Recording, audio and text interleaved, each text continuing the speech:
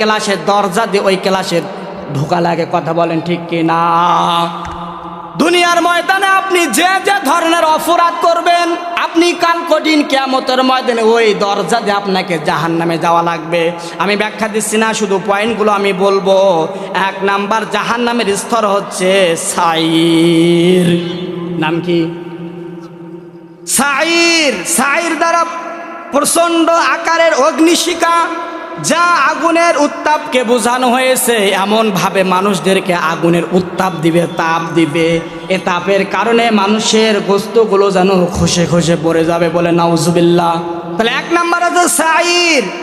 আমি প্রত্যেকটা স্তরে যাওয়ার 4টা করে কারণ পেয়েছি।